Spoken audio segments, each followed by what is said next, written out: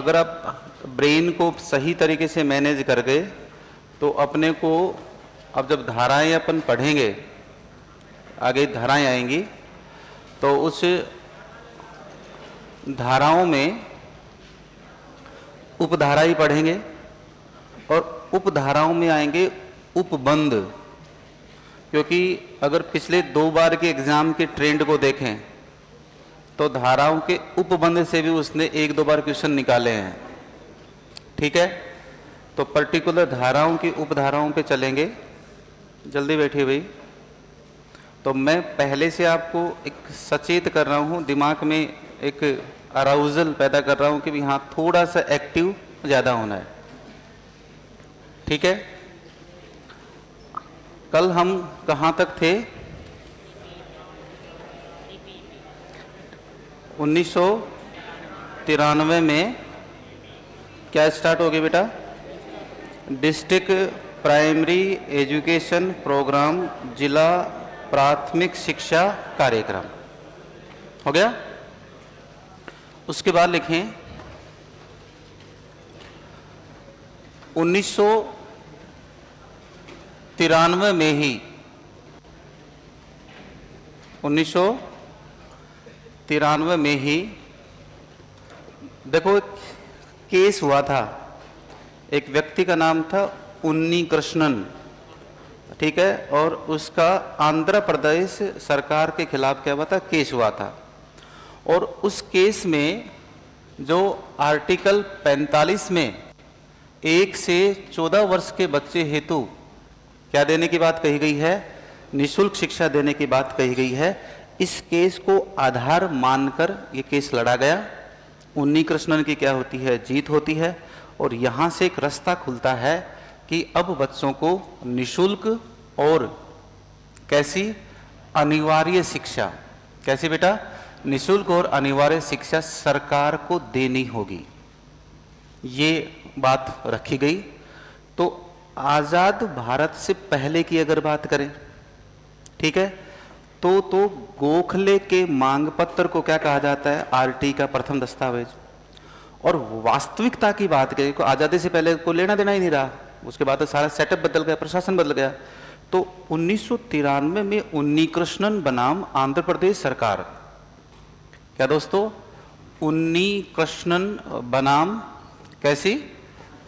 आंध्र प्रदेश सरकार के तहत क्या किया गया? इस केस स्टडी को आरटीई का वास्तविक जन्मदाता माना गया। इसके आधार पर आरटी एक्ट को क्या किया गया? राज्य भारत में लागू करने की सिफारिश की गई।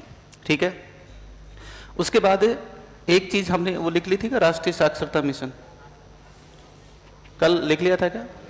ठीक है। फिर 1995 में 15 अगस्त 1995 में किसका स्टार्ट हुआ?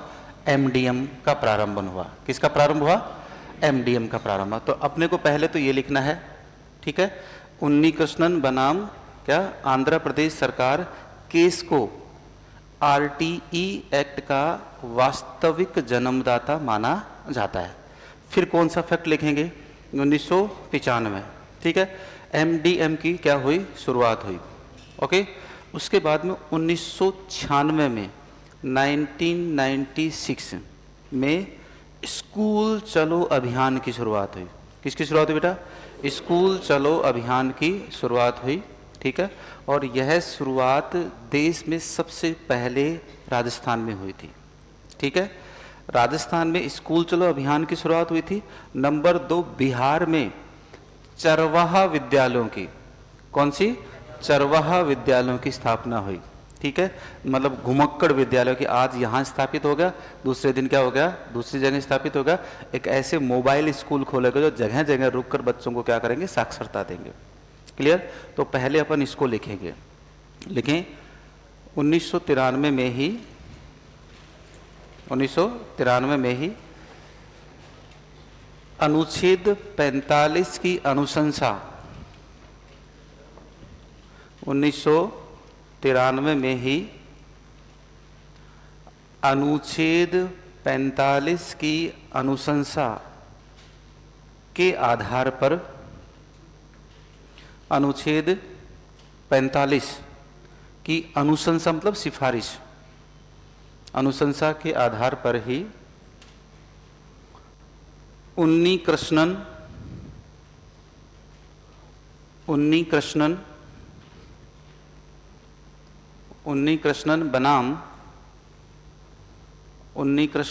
बनाम आंध्र प्रदेश सरकार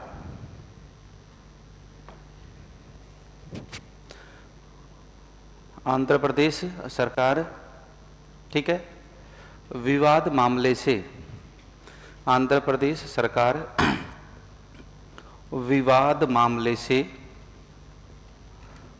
मामले से भारत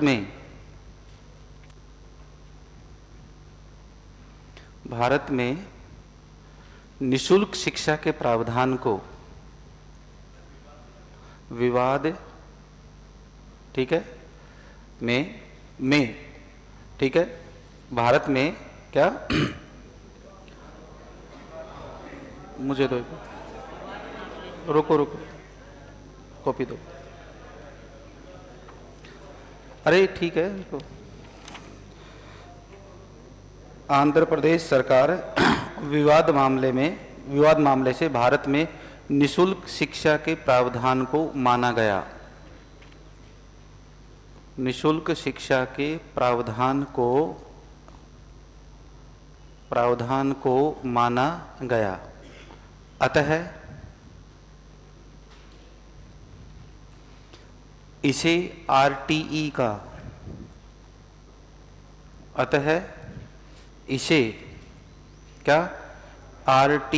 का वास्तविक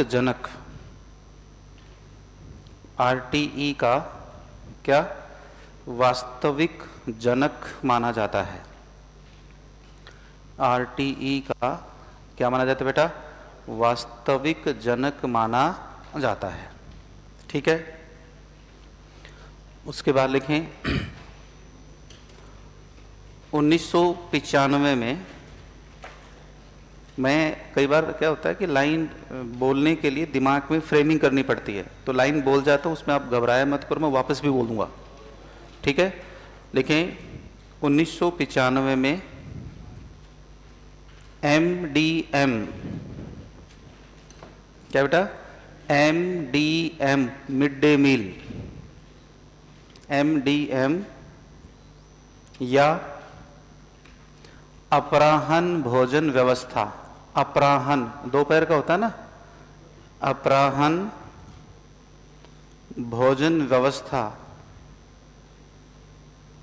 का प्रारंभन हुआ। अपराहन भोजन व्यवस्था का क्या हुआ? प्रारंभन हुआ। अपराहन भोजन व्यवस्था का प्रारंभन हुआ। क्लियर? फिर लिखें 1996 में, ठीक है, स्कूल चलो अभियान, स्कूल चलो अभियान 1996 में, क्या सर? स्कूल चलो अभियान की शुरुआत राजस्थान से हुई। स्कूल चलो अभियान की शुरुआत कहाँ से हुई बेटा? राजस्थान से हुई। स्कूल चलो अभियान की शुरुआत राजस्थान से हुई। ठीक है, उसके बाद देखिए, कल हमने लास्ट में ये चीज पढ़ी थी NCFSE 2000, यही तो पढ़ा था लास्ट में, याद करो थोड़ा सा। National curriculum framework for school education. ठीक है, ये वर्ष 2000 में लागू हुआ और इसी में क्या कर दिया? बिना बोझ की शिक्षा, इसको लागू कर दिया हमने। ये कंसेप्ट था हमारा। ठीक है, अब इस कंसेप्ट NCFSE को 14 से 19 जुलाई 2004 में इसकी, कौन से प्रोग्राम की, NCFSE प्रोग्राम की समीक्षा बैठक होती है। क्या होती है बेटा? समीक्षा बैठक होती है। जैसे नेशनल पॉलिसी ऑन एजुकेशन 86 की समीक्षा किसने की थी? आचार्य रावमूर्ति समिति ने। ठीक है, ऐसे ही NCFSE की समीक्षा बैठक आयोजित कब होती है? नई दिल्ली में 14 से 19 जुलाई 2004 को।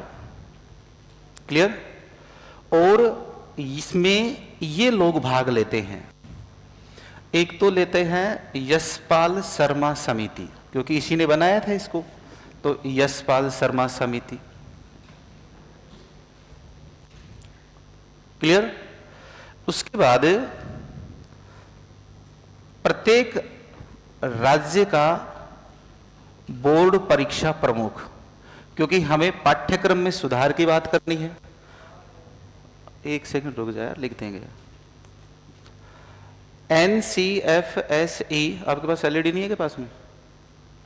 होगी ना? देख, एक बार कोई फ्लो बनता है ना, उसको एक बार चलने दिया करो, बीच में थोड़ा सा टाइम मिले तब बोला करो ना, ऐसे नहीं टोकना चाहिए। ठीक है, बड़ा लिख देंगे। NCFSE 2000 की समीक्षा बैठक आयोजित हुई। तो NCF में क्या है? करिकुलम फ्रेमवर्क, मतलब पाठ्यक्रम की रूपरेखा है, और पाठ्यक्रम पर क्या की जाएगी? चर्चा की जाएगी।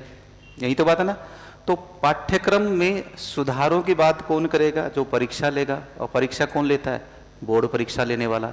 तो प्रत्येक राज्य का बोर्ड परीक्षा प्रमुख, क्या हो गया? प्रत्येक राज्य का बोर्ड परीक्षा प्रमुख। ठीक है, फिर हर राज्य में क्या है? SIER। भाई हर राज्य में क्या है? SIRT है, तो उसका अध्यक्ष भी आ गया। इसके साथ साथ आपके क्षेत्रीय कार्यालयों के अध्यक्ष भी आएंगे। कितने क्षेत्रीय कार्यालय हैं? 5। उनके अध्यक्षों को भी बुला लिया। अब जो इंपॉर्टेंट मैं जो ये चीज बता रहा हूं उसका कारण है, इसके साथ साथ इसमें 21 फोकस समूह के सदस्य भी शामिल हुए। इस पे चर्चा करेंगे। 21 फोकस बिंदु क्या हैं? भारत अलग अलग सांस्कृतिक विविधता का देश है, तो हमारी संस्कृति अलग है और कर्नाटका की संस्कृति क्या है? अलग। तो जब पाठ्यक्रम निर्माण किया जाएगा तो अलग अलग संस्कृति होगी, तो अलग अलग पाठ्यक्रम भी शामिल करेंगे। हमारे लोकल हीरोज कौन है? भाई हमारे लोकल हीरोज में हमारे जैसे पंचपीर हैं, अभी सर पढ़ा रहे होंगे आपके कल्चर में, है ना। दूसरा बात महाराणा प्रताप है, राव चंद्रसेन है, या जो भी आप मान ले अपने राजस्थान के इतिहास में पढ़ते हैं, मुझे इतना ज़्यादा नॉलेज नहीं है। ओके, तो लेकिन वो हमारे लोकल हीरो और हमारी संस्कृति को बताते हैं कि नहीं बताते हैं। अगर उनके आधार पर हम पाठ्यक्रम बनाएंगे तो हमें उनको पढ़ना पड़ेगा। लेकिन क्या कर्नाटका स्टेट हमारे इन लोकल हीरो को मान लेगा? क्या नहीं मानेगा, वो टीपू सुल्तान को मानेगा। ठीक है, तो जब पाठ्यक्रम का निर्माण हो रहा था तो अलग अलग 21 फोकस बिंदु बनाए गए, और 21 फोकस बिंदुओं में हर स्टेट की संस्कृति को ध्यान में रखते हुए बिंदु रखे गए। ये 21 फोकस बना दिए, बिंदु बना दिए, और हर स्टेट के पास गए कि भाई तुम्हारी संस्कृति के अनुसार इन पे टिक कर दो कि तुम्हें पाठ्यक्रम कैसा चाहिए। ये सर नो। तो 21 फोकस बिंदु समूह के सदस्यों को भी इसमें शामिल किया गया, क्योंकि चर्चा किस पे हो रही थी? पाठ्यक्रम के निर्माण पर। क्लियर? उसके बाद भारतीय माता पिता को, किसको बेटा? भारतीय माता पिता को, और साथ साथ में जो अन्य क्षेत्रों के विशिष्ट विद्वान थे, अलग अलग प्रोफेशनल, उनको क्या किया गया? शामिल किया गया। ठीक है, 21 फोकस बिंदु समूह के सदस्य 2018 की लेक्चरशिप एग्जाम में और HM एग्जाम दोनों में सवाल आया है कि NCF निर्माण समीक्षा बैठक में किन लोगों ने भाग लिया। तो उसमें सबसे इंपॉर्टेंट रोल किसका है? 21 फोकस बिंदु समूह सदस्यों का। यस और नो? ठीक है। अब देखो भाई साहब, 14 से 19 जुलाई को समीक्षा बैठक हुई, इन सदस्यों ने क्या लिया? भाग लिया, ले लिया। और इन सदस्यों ने भाग लेते हुए इन्होंने एक दस्तावेज तैयार किया जिसका नाम है NCF 2005। समझ में आएगी बात? तो इस समिति ने किसका निर्माण किया था? NCF 2005। NCF दस्तावेज का प्रारंभन, ये फिर सवाल है, DSSB में पूछा। NCF दस्तावेज का जो पहला पृष्ठ है, प्रथम पृष्ठ है, वहां से शुरुआत होती है। स्वामी विवेकानंद का एक बुक का नाम है संस्कृति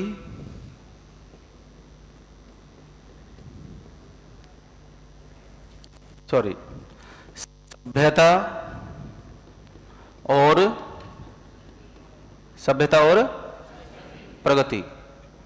ठीक है, मैं यही इस चीज को पहले लिख लेता हूं ताकि ये क्या करेगा, दिमाग में स्ट्राइक करेगा तो फिर क्या आ जाएगा? प्रगति आ जाएगा।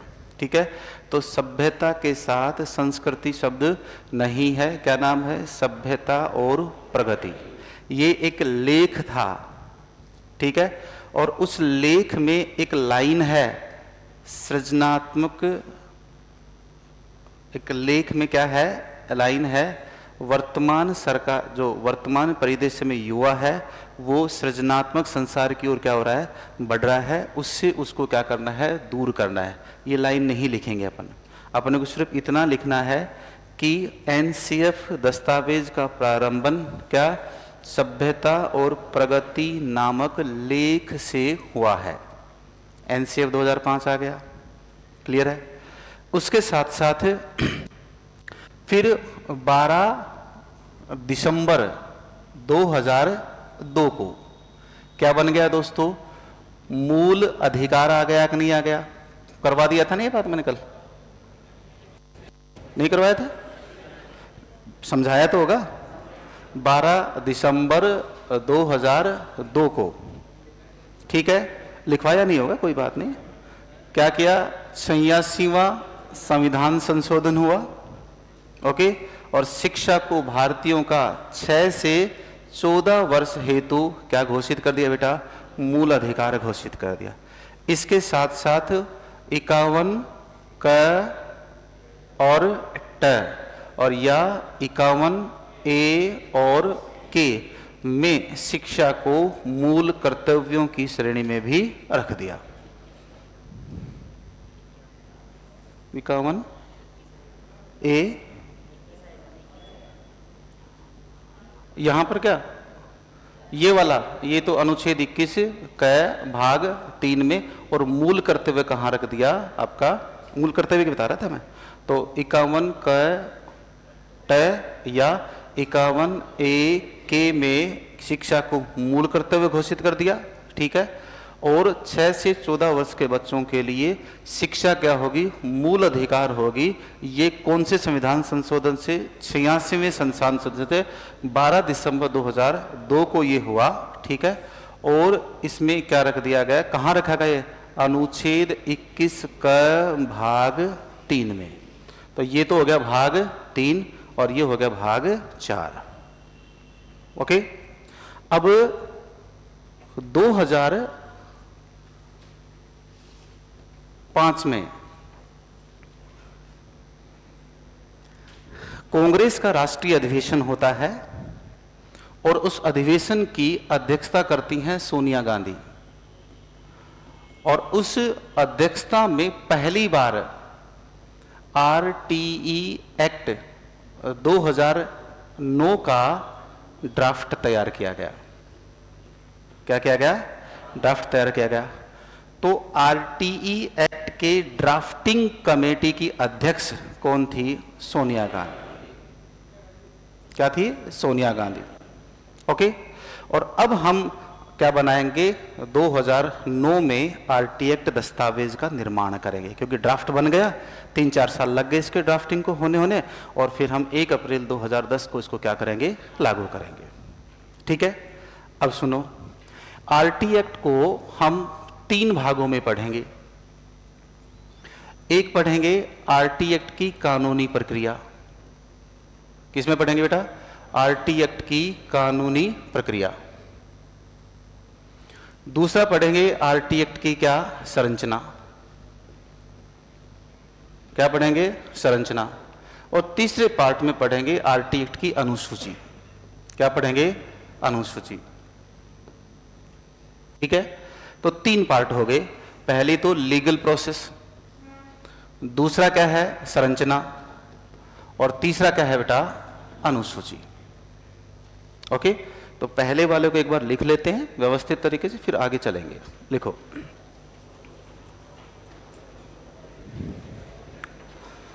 कहां तक लिख लिया, स्कूल चलो अभियान, ठीक है ना। उसके बाद लिखें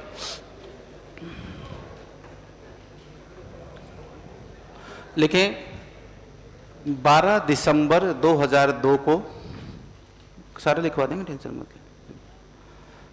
12 दिसंबर 2002 को लिख लिया क्या, अरे ये भी आ जाएगा, कोई दिक्कत नहीं, कौन सा फर्क पड़ जाएगा, स्टेटमेंट फैक्ट है ना, लिख लेंगे, क्योंकि फिर आगे कहाँ जुड़ेगा, 2005 से जुड़ेगा, इसलिए 2002 का पहले करवा रहा हूँ। लिखें, अब फिर क्या फर्क पड़ गया, आगे पीछे लिख देंगे तो, कौन सा क्रम थोड़ी पूछ रहा है वो। लिखें 12 दिसंबर 2002 को 86वें संविधान संशोधन, 86 है, अब देख ले कौन सा है, 86 बोल दो, 86वां बोल दो, 86 बोल दो, है ना। अब हर जिले के बच्चे होंगे तो हर जिले की टोन तो नहीं पकड़ सकते ना। 86वें संविधान संशोधन के तहत, 86वें संविधान संशोधन के तहत शिक्षा को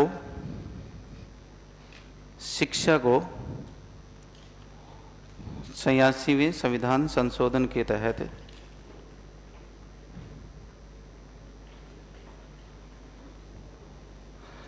यार मैं हिंदी में नहीं बोल रहा क्या, और ये श्यामपट का ही तो प्रयोग है, इसको श्यामपट नहीं बोलते क्या, किसने लिखा है, हिंदी में नहीं लिखवा रहा क्या। अब मैं यार इसको एनसीएफ एससी को हिंदी में कैसे बोलूं, ऐसे लिखूं क्या,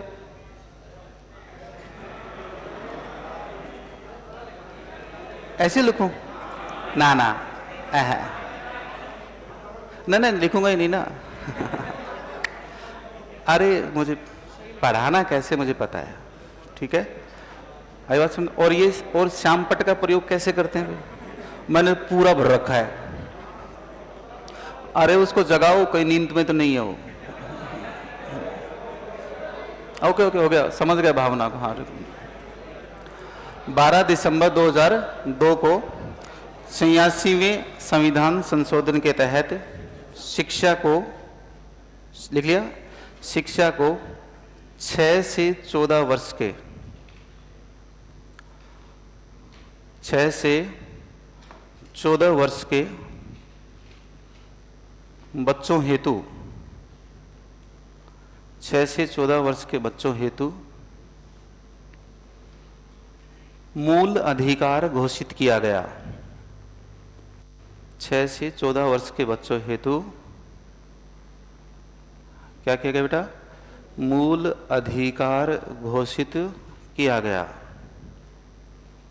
मूल अधिकार घोषित किया गया, जिसका उल्लेख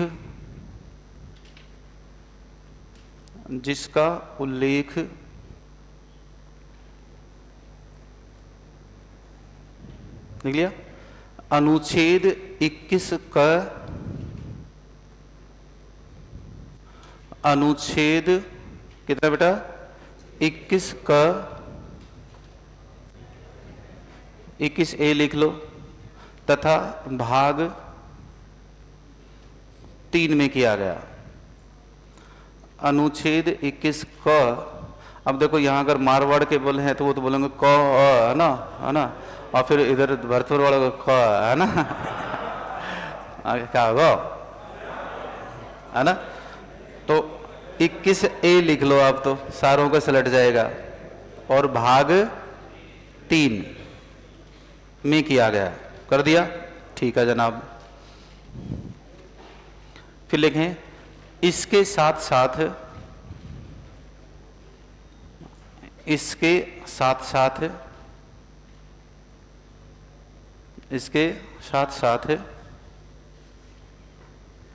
शिक्षा को 11वां मूल कर्तव्य, इसके साथ साथ शिक्षा को 11वां मूल कर्तव्य भी, शिक्षा को 11वां मूल कर्तव्य भी बनाया गया।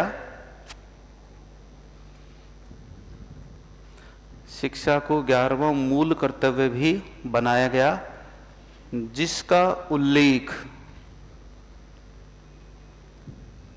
जिसका उल्लेख अनुच्छेद 51A, अब कै और टै लिख सकते हो, जो तुम्हारी मर्जी हो। हिंदी वाले प्रेमी भैया है ना, वो लिख लेना। अनुच्छेद 51 क और कोष्टक में जगह टै, या 51A और कोष्टक में क्या लिखोगे, के। ओके, लिख लिया।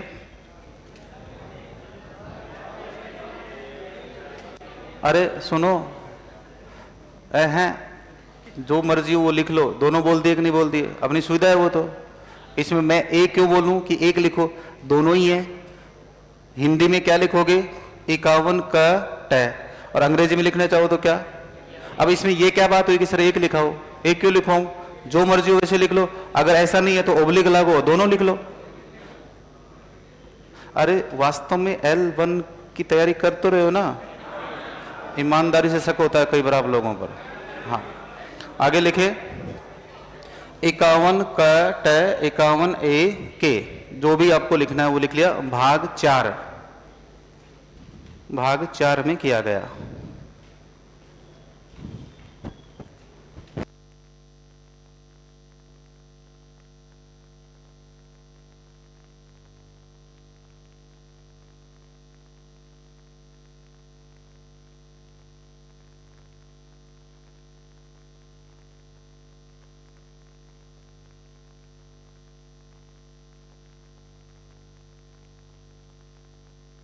उसके बाद ये हो गया, भाग 4 में किया गया। फिर लिखें, ये वाला हो गया। अब आए इधर, NCFSE 2000, NCFSE 2000 की समीक्षा बैठक, NCFSE 2000 की क्या समीक्षा बैठक 14 से 19 जुलाई, 14 से 19 जुलाई 2004 को आयोजित हुई।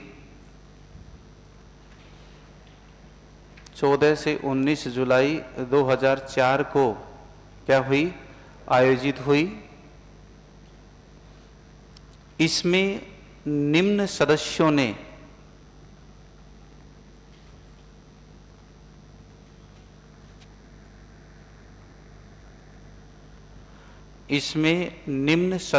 ने भाग लिया। इसमें निम्न सदस्यों ने क्या लिया, भाग लिया। उसमें पहला लिखें, यशपाल शर्मा समिति, यशपाल शर्मा समिति, लिख लिया।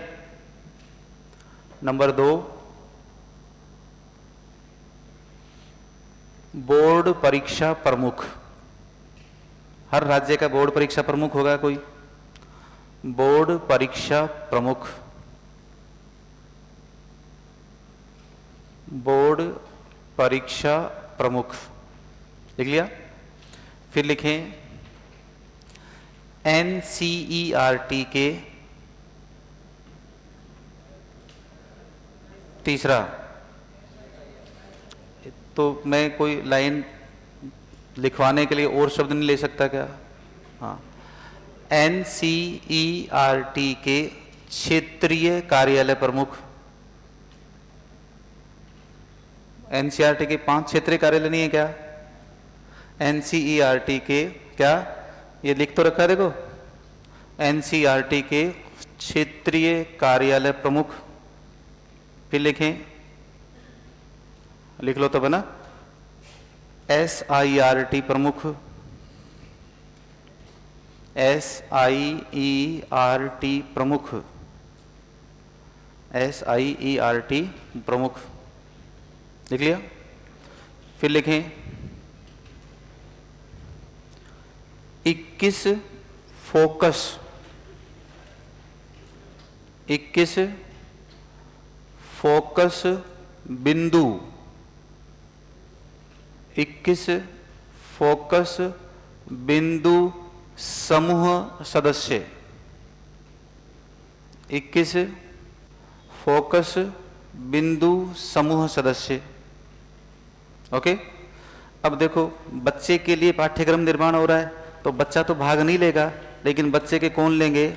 माता पिता। ओके, तो नेक्स्ट लिखें भारतीय माता पिता, भारतीय माता पिता एवं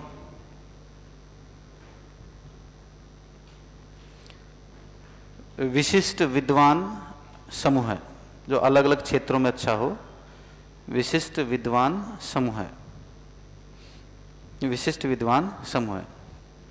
अब देखो बेटा 21 फोकस बिंदु को इंपॉर्टेंट डाल लो, ठीक है, ये पूछा गया है और इसी के लिए इतनी सारी चीजें लिखवाई है मैंने।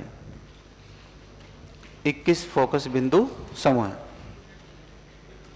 ओके, इन्होंने भाग लिया था। अब ये लिख लिया आपने सारा।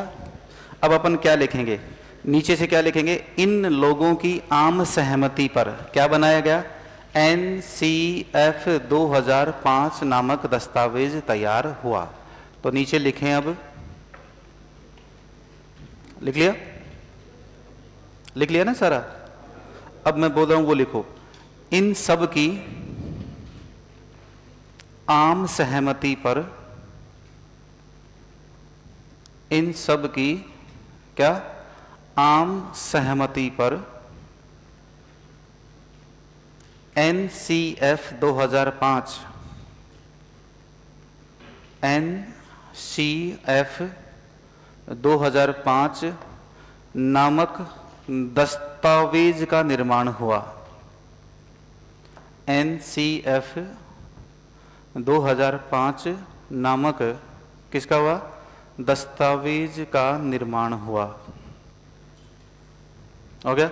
तो देखो अपन 1835 से चले थे और कहां तक पहुंच गए हैं? 2005 तक। ओके,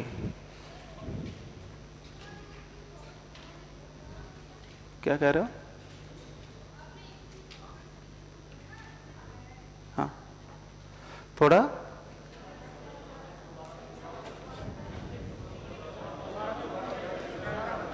अच्छा देखो, हाँ हाँ, हर राज्य की अपनी अलग अलग क्या है? संस्कृति है। अब अलग अलग संस्कृति है तो अलग अलग पाठ्यक्रम बनेगा कि नहीं बनेगा? हर राज्य की राजनीतिक विविधता है, हर राज्य की सांस्कृतिक विविधता है, हर राज्य की भौगोलिक विविधता है। इसका मतलब जो सिलेबस राजस्थान में होगा, क्या वही सिलेबस कर्नाटका में लागू हो सकता है क्या?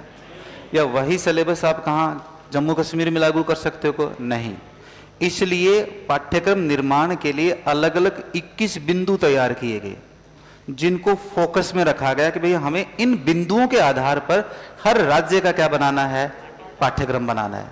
अब समझ में आएगी बात? और इन बिंदुओं के आधार पर ही फिर, जैसे आप लोग सारे स्टेट के प्रतिनिधि बैठे हैं, मैंने एक बुकलेट बनाई, ठीक है, उस बुकलेट में कितने ने बिंदु डाल दिए, 21 डाल दिए, 21 बिंदु हैं, और फिर इनको कह दिया भाई साहब ये पढ़ो, इसको स्टडी करो, और किस किस बिंदु के अनुसार तुम्हें क्या चाहिए, पाठ्यक्रम चाहिए, उसी के अनुसार एनसीईआरटी आपको पाठ्यक्रम की क्या बना के देगी, गाइडलाइन बना के देगी। अब क्लियर है? मतलब 21 फोकस बिंदु समूह क्या थे, पाठ्यक्रम निर्माण करने के लिए एक सलाहकारी बिंदु थे, जिनको किसको दिया गया था, स्टेट्स को। स्टेट अपनी इच्छा के अनुसार, अपनी संस्कृति के अनुसार क्या कर देंगे, सेलेक्ट कर देंगे कि भाई इतना प्रतिशत हमारे क्षेत्रीय देवी देवताओं को हिस्सा दिया जाए, हमारी भौगोलिक विविधता को शामिल किया जाए, हमारे नेशनल हीरोज हैं उनको क्या किया जाए, शामिल किया जाए, हमारे जो संरक्षण योग्य स्थान है उनको क्या किया जाए, जैसे हेरिटेज सिटीज हैं उनको ये शामिल किया जाए। तो पाठ्यक्रम में आप देखोगे तो अलग अलग पाठ नहीं होते हैं क्या, वो इसीलिए होते हैं क्योंकि 21 फोकस बिंदु समूह का क्या है, परिणाम है। क्लियर? उसके बाद लिखें 2005 में ही 2005 में ही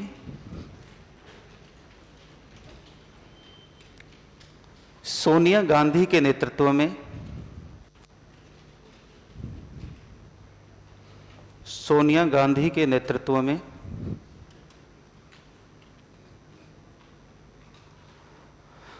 L2 SST और L1 में, देखो ये टॉपिक बिल्कुल सेम है, न तो L1 में अलग है न L2 में अलग है, ठीक है। शैक्षिक परिदृश्य, प्रबंधन समितियां, नेशनल एजुकेशन पॉलिसी और आरटी, ये चार टॉपिक दोनों में ही क्या है, सेम है, कोई भी सिंगल टॉपिक इधर उधर नहीं है, चाहे आप L2 का दो और चाहे आप L1 का दो, ठीक है, उसमें कहीं नहीं दिक्कत आएगी। ओके।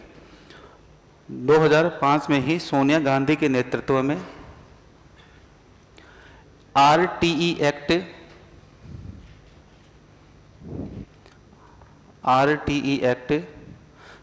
अब समय नहीं डालेंगे इसमें क्योंकि हमें क्या पता था 2005 में कि 2009 में बन जाएगा, समय लेने वाली चीज थी।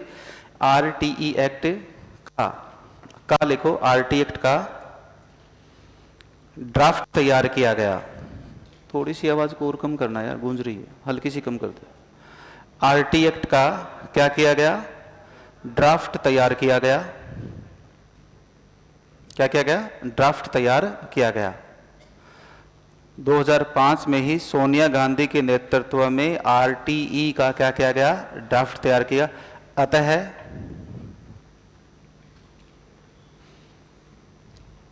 आरटीई की ड्राफ्टिंग कमेटी का अध्यक्ष, ये डीएसएस में पूछा है, आरटीई की ड्राफ्टिंग कमेटी का अध्यक्ष सोनिया गांधी को माना जाता है, सोनिया गांधी को माना जाता है, सोनिया गांधी को माना जाता है। क्लियर है भाई साहब? ठीक है। अब देखिए, अब शुरू होगा अपना आरटी एक्ट। तो यहां तक एक इंट्रोडक्टरी पार्ट था कि कहां कहां क्या क्या हुआ है ना। ये फैक्चुअल चीजें थी, ये किसी किताब में नहीं दे रखी है, ये सारी चीजें क्या गई हैं, जोड़कर एक पूरा टॉपिक बनाया गया है कि कहां कहां से क्या क्या चीजें होनी चाहिए। ओके।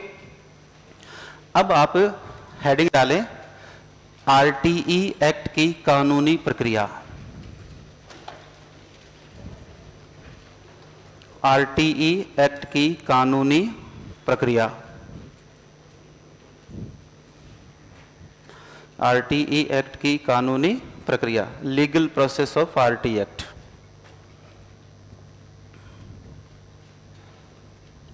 देखो नए पेज पे लेता हूं, सारे फैक्ट आ जाएंगे। अब पेन डाउन करें बेटा, ध्यान से समझें। 20 जुलाई 2009 को, ठीक है, बिल को राज्यसभा में प्रस्तुत किया गया। ठीक है, तो 20 जुलाई 2009 को बिल को कहां प्रस्तुत किया गया, राज्यसभा में। क्लियर? उसके बाद 4 अगस्त 2009 को इसे कहां रखा गया, लोकसभा में। लोकसभा में प्रस्तुत किया गया। 26 अगस्त 2009 को राष्ट्रपति महोदया प्रतिभा पाटिल, राष्ट्रपति महोदया क्या प्रतिभा पाटिल ने हस्ताक्षर किए, कर दिए। इसका मतलब जैसे ही तीनों चीजों से ये गुजरा तो अब ये जो दस्तावेज है ये अधिनियम की शक्ल ले लेगा, और जैसे ही राष्ट्रपति के हस्ताक्षर हुए उसके अगले दिन से इसको प्रभावी माना जाएगा। क्रियान्वित नहीं, क्रियान्वित होता है 1 अप्रैल 2010 से, लेकिन हम ये कह सकते हैं इसको कभी भी लागू कर सकते हैं, इसका प्रभाव देश पर है। तो 27 अगस्त 2009 से इसे पूरे देश में क्या माना गया, प्रभावी माना गया। क्लियर। 16 फरवरी 2010 इसका गजट नोटिफिकेशन होता है। मतलब क्या होता है, बोल दूंगा, वापस बोल दूंगा। गजट नोटिफिकेशन का मतलब क्या होता है, जब भी कोई भी पूरी देश की जनता के लिए अधिनियम बनता है तो उसे अखबारों में प्रकाशित करवाया जाता है। आपने कई बार देखा होगा एक अखबारों में छोटे छोटे अक्षरों में पूरा अखबार भरा होता है और उस पर लिखा होता है गजट ऑफ इंडिया, भारत का राजपत्र। देखा है कभी अखबार में? वो क्या होता है कि कोई भी संविधान संशोधन हुआ, कोई भी पब्लिक वेलफेयर में, है ना, लोक हित में काम होता है तो उसको आम जनता को सूचना देने के लिए क्या होता है, गजट नोटिफिकेशन होता है। तो ये एक्ट बना 16 फरवरी 2020 को, इसका गजट नोटिफिकेशन हो गया, ठीक है। और 20 फरवरी 2010 को इसका मुख्य विभागीय दस्तावेज तैयार हुआ। तो एक कॉपी संसद में रख दी गई, हमेशा हर दस्तावेजों की रखी है, और एक कॉपी क्या कर दी, कार्मिक विभाग को दे दी गई, ठीक है। अब सारे काम हो गए हैं, अब सिर्फ है इसको लागू करना, ठीक है। तो 1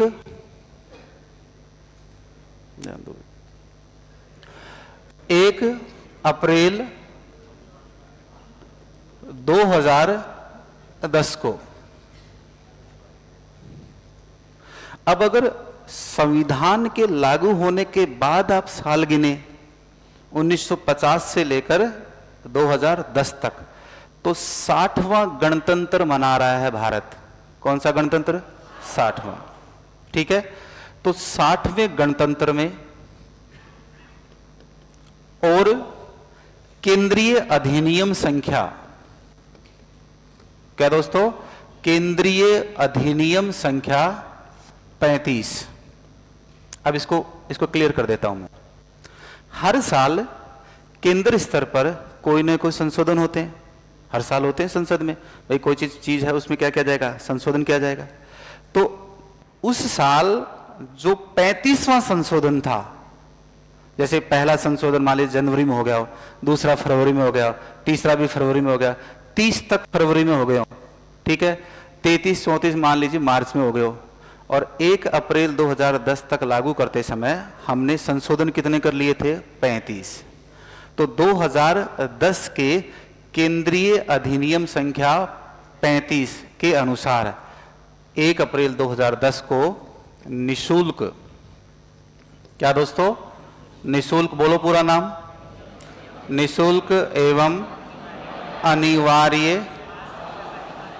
बोलो, अनिवार्य बाल शिक्षा अधिकार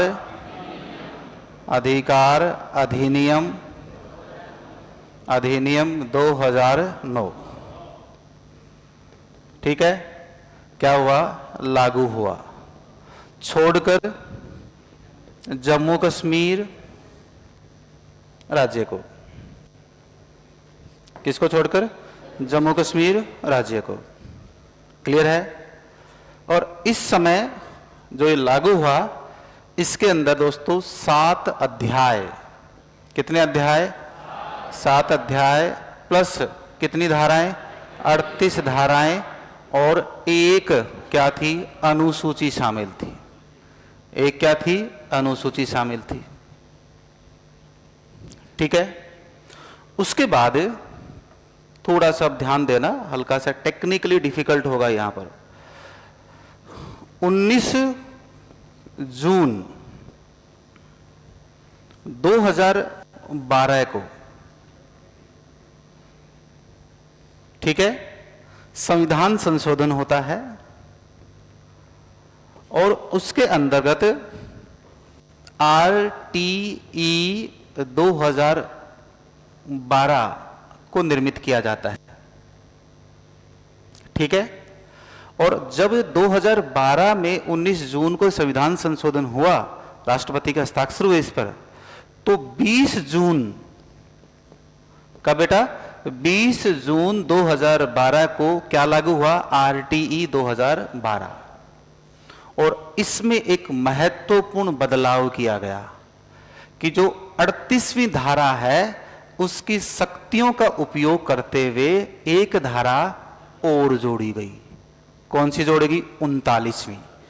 तो टोटल अब कितनी धाराएं हैं? 39 धाराएं। और कब जोड़ी गई ये?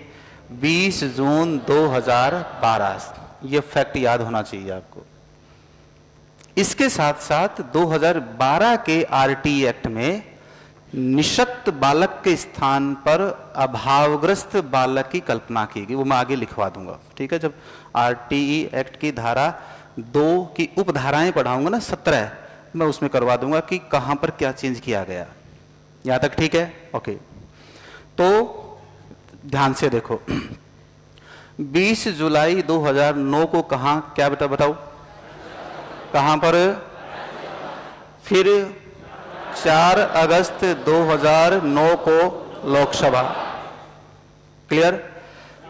26 अगस्त 2009 को माननीय महामहिम प्रतिभा पाटिल, हस्ताक्षर।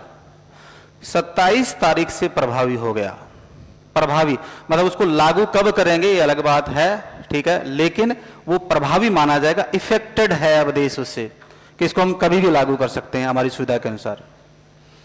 16 फरवरी 2010 से गजट नोटिफिकेशन बता दिया मैंने, आम पब्लिक को सूचना देने के लिए अखबार में सूचना प्रकाशित करवाना, गजट नोटिफिकेशन।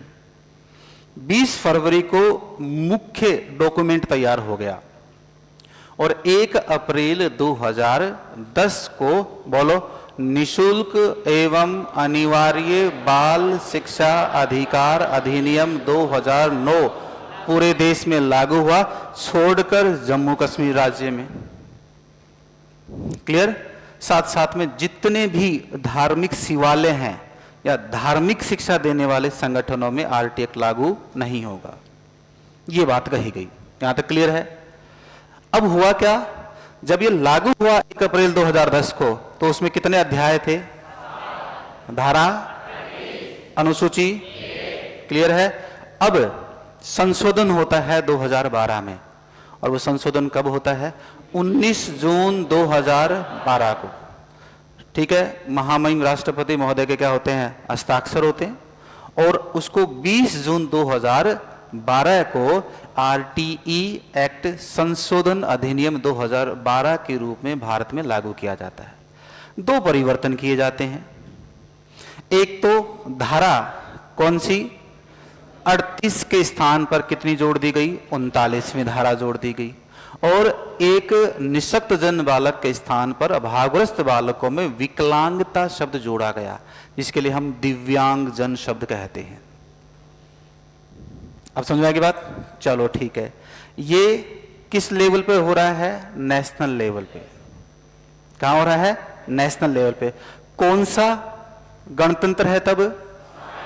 भाई 50 से लेकर 2010 तक आ जाओ, 60 साल होते हैं। ठीक है, ज्यादा गणित नहीं लगाना है। ओके। और कौन सा अधिनियम था? केंद्रीय अधिनियम संख्या 35 के अनुसार इसको लागू किया गया। यहां तक ठीक है? ओके, अब इसको पहले लिखेंगे, उसके बाद में राजस्थान जम्मू कश्मीर की बात करेंगे कि 2 अगस्त को 34वां केंद्रीय अधिनियम पारित हुआ। 5 अगस्त को मोटा भाई मतलब अमित शाह प्रकट हुए राज्यसभा में, ठीक है, कि मिति संवत इतने इतने तारीख से जम्मू कश्मीर राज्य में धारा 370 का उपबंध 35A सब क्लोज 35A हटा दिया जाता है। प्रकट हो गए, सीआरपीएफ यूनिट तैयार कर दी, चूई नहीं बोला कोई। और आर्टिकल 370 नहीं हटाई है, आर्टिकल 370 के 3 उपबंध हैं 35A, B और C, उसमें से 35A को हटाया है। क्लियर है बात? और उसमें यह कहा गया कि अब जो बाध्यताएं थी 370 के कारण जम्मू कश्मीर में, उसको हटाई जाती है। ये 5 अगस्त की बात है, 6 अगस्त को किसमें, लोकसभा में, और भाई साहब 9 अगस्त को राष्ट्रपति महामहिम रामनाथ कोविंद के क्या हो जाते हैं, हस्ताक्षर। 9 अगस्त को हो गए। 5 अक्टूबर 2019 को गजट नोटिफिकेशन होता है, और 31 अक्टूबर 2019 को जम्मू कश्मीर राज्य में आरटी एक्ट 2009 को पूर्ण रूप से लागू कर दिया जाता है। तो ये किस संदर्भ में सारे फैक्ट बता दिए, एक सिंगल फैक्ट। ये सारे फैक्ट मैंने आपको लोकसभा की वेबसाइट से लेकर फिर बताए हैं। सिंगल काउंटर फैक्ट नहीं मिलेगा आपको, और ऐसा कोई फैक्ट नहीं है जो मैंने आपको दिया नहीं हो, जो है वो सारे बता दिए। जिस संशोधन के साथ हुआ, क्या हुआ, कैसा नहीं हुआ। कल परसों में एक बच्चा पूछ रहा था कि सर 1893 में क्या हुआ था, है ना, एक सवाल पूछा था बच्चे ने। 1893 में सियाजी गायकवाड़ ने एक अपनी वडोदरा रियासत में एक तालुका थी, तहसील थी अमरेली, उस अमरेली में प्रायोगिक तौर पर शिक्षा पढ़ाने का काम किया था, लेकिन वो असफल हुआ था। 1906 में वो क्या किया गया था, सही रूप से लागू किया गया था। ठीक है, ये एक परसों पूछा था, वो फैक्ट सही नहीं था। ठीक है, यहां तक सही है बेटा, इसको लिख सकते हैं। फिर देखो एक बार, देखो ओवरऑल अंततः क्या हो जाएगा कि 1 या 2 घंटे का गैप आएगा, लेकिन कहीं पर भी दिक्कत हो आप निसंकोच होते। इस मामले में मुझे कतई कोई परवाह नहीं है। आपको नहीं आता है समझ में तो एक बार नहीं 50 बार पूछिए, मैं बिना किसी संकोच के, बिना सिकन के 50 बार बताऊंगा। मुझे तो हुआ पसंद नहीं है, बाकी सारी चीज़ें ठीक है। और मैं ईमानदारी से बताता हूं, आपका एक सिंगल सवाल इस सेगमेंट में से बाहर नहीं जाएगा। आपको जो पिछली बार पढ़ा के गए हैं ना टीचर, वो स्टूडेंट थे मेरे, ठीक है, जो पिछले साल पढ़ा के गए ना 2016 के, पहली बार आरटी उन्होंने वहीं से पढ़ा था। सिंगल आपका क्वेश्चन बाहर नहीं जाएगा। ये पिछले 10-12 साल का ट्रैक रहा है। ठीक है, मैनेजमेंट में बीच में नहीं था, तब वो सर आ गए थे, है ना। और ये मैं आपको मैं कुछ छोड़ता ही नहीं हूँ, मैं ऐसे चांस नहीं छोड़ता कि जहां पर क्वेश्चन बने और आपकी कॉपी में वो नहीं हो। नहीं यार, इसी बात पे तो चर्चा हुई थी, ये बस यही चीज पसंद नहीं, क्योंकि ये मेरा काम है। तुम वाह वाह कर दोगे तो मैं प्रशंसित हो जाऊंगा, ऐसा कुछ नहीं है। क्यों? क्योंकि मैं मनोविज्ञान का शिक्षक हूं और मुझे पता है कि कहाँ प्रशंसा अच्छी लगती है। ये मेरा ड्यूटी है, इसके लिए जरूरी नहीं है कि फालतू में प्रशंसा की जाए।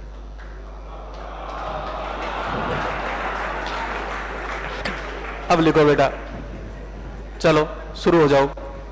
कानूनी प्रक्रिया क्या हो गया है? आईपीएल की ट्यून आ गई क्या?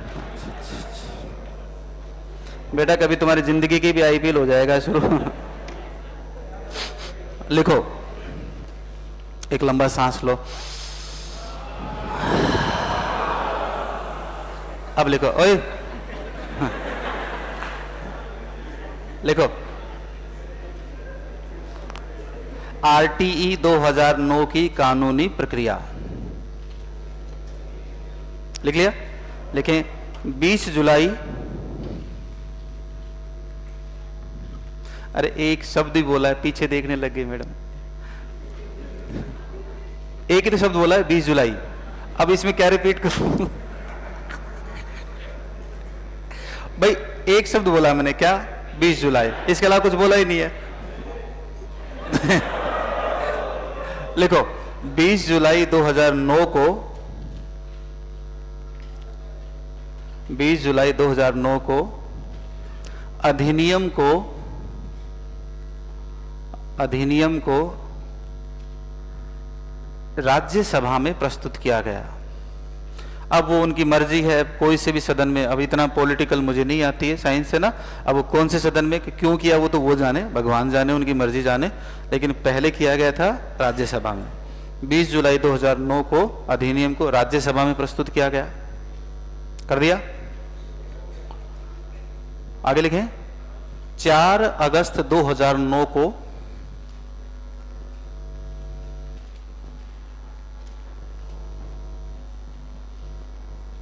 अगस्त 2009 को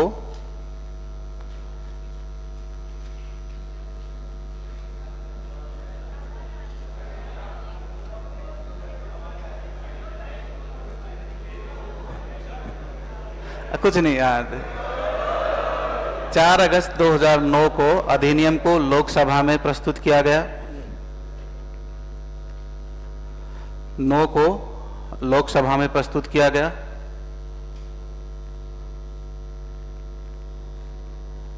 कर दिया? 26 अगस्त 2009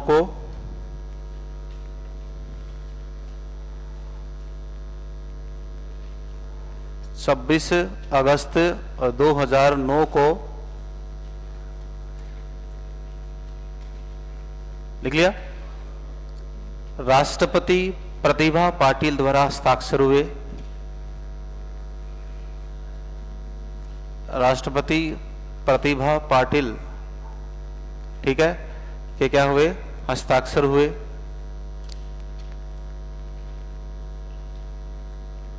ओके।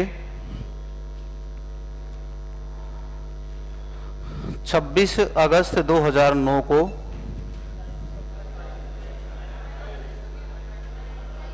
हाँ 27 अगस्त 2009 को, कुछ उलझ रहा था कह रहा है, बाहर निकल गया हो। 27 अगस्त 2009 को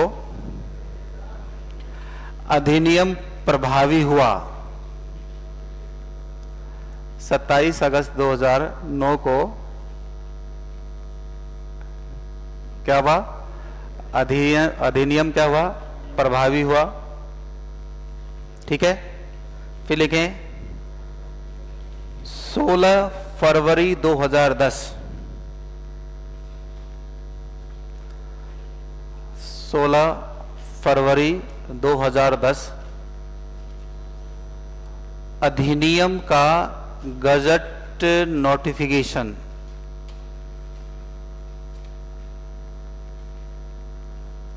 अधिनियम का क्या हुआ बेटा? गजट नोटिफिकेशन प्रस्तुत किया गया।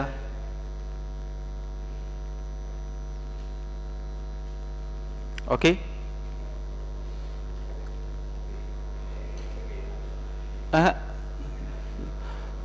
20 फरवरी 2010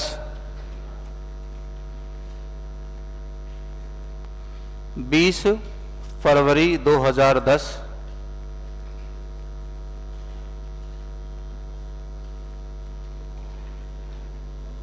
अधिनियम का मुख्य विभागीय दस्तावेज, मुख्य विभागीय दस्तावेज तैयार हुआ।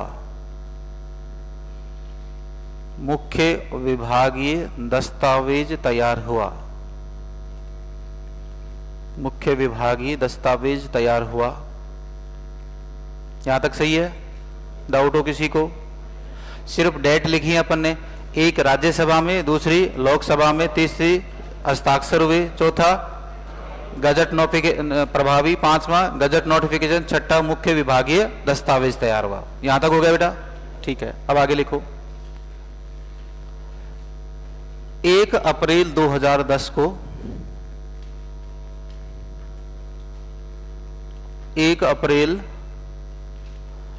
2010 को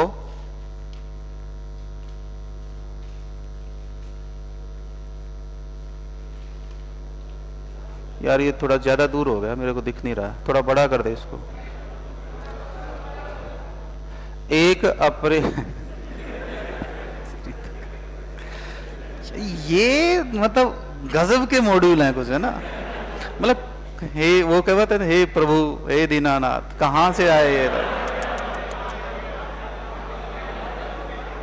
मतलब पता है क्या होता है कि आप लोगों को बैच से हमारे जो पहले के जितने भी कॉन्सेप्ट होते हैं वो सारे उड़ जाते हैं, है ना। टीचिंग एथिक्स भाड़ में चली जाती है, ओके। और हम मतलब जैसे सुबह के टाइम पे फर्स्ट ग्रेड के बैच में साइकोलॉजी चल रही है, सेकंड ग्रेड के बैच में साइकोलॉजी चल रही है ना। और वो तो वहाँ पर एक इतना पता भी नहीं चलता, सही मजा आता तब आप लोग की क्लास में आते हैं। वहां पर पता चलता है कि वर्तमान में युवा वर्ग में ये अनुसंधान हो रहा है ना, नई नई तकनीकी मिलती है, ओके। तो फर्क पड़ता है उस चीज का। आगे लिखो, रुको रुको रुको, हाँ हो गया। लिखें 1 अप्रैल 2010 को, आगे कुछ लिखा है, केंद्रीय अधिनियम संख्या 35, केंद्रीय अधिनियम संख्या 35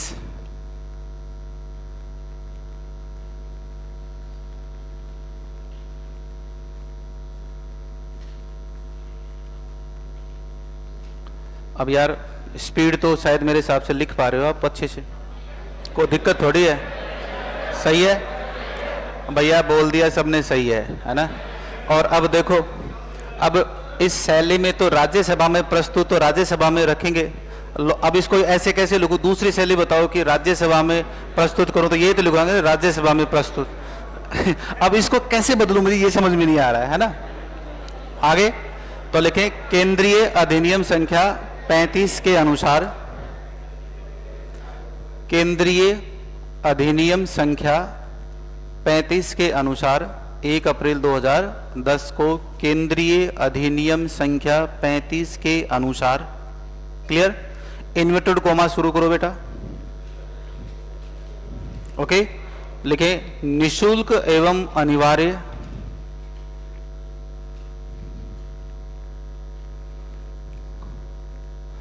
निशुल्क एवं अनिवार्य, लिख लिया, निशुल्क एवं अनिवार्य बाल शिक्षा, निशुल्क एवं अनिवार्य बाल शिक्षा अधिकार अधिनियम,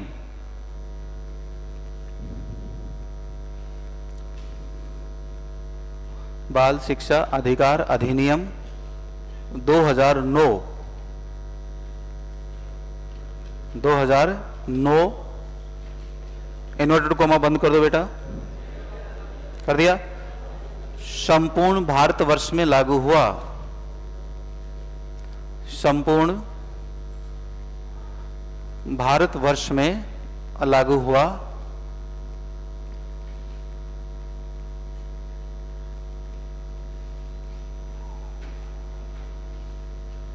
लिख लिया। उसके बाद लिखें, लागू कर दिया बेटा, नीचे नोट डाल के लिखेंगे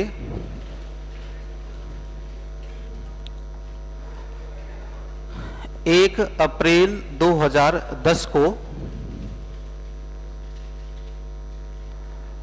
1 अप्रैल 2010 को RTE 2009, RTE 2009 जम्मू कश्मीर राज्य में लागू नहीं हुआ, जम्मू कश्मीर राज्य में लागू नहीं हुआ, जम्मू कश्मीर राज्य में लागू नहीं हुआ, ठीक है। फिर लिखें, नोट बंद हो गया, ओके। फिर लिखें प्रारंभ में, नोट के बाद में ना नेक्स्ट लाइन से, प्रारंभ में RTE में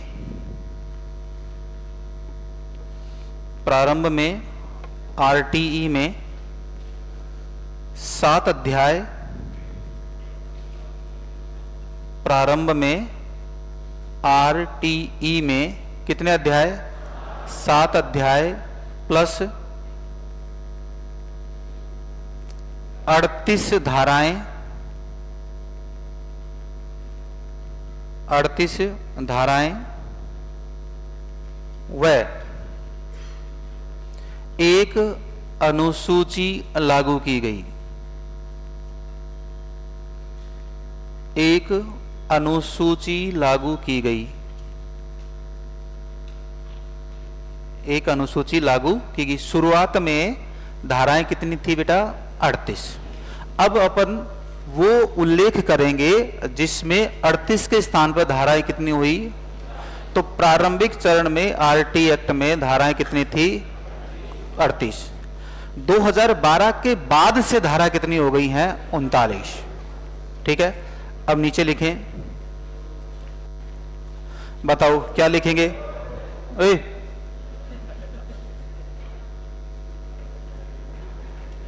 19 जून 2000, एक सेकंड रुको, 19 जून 2012 को संविधान संशोधन हुआ, राष्ट्रपति के क्या हुए? हस्ताक्षर हुए, और 20 जून 2012 से इसको लागू कर दिया।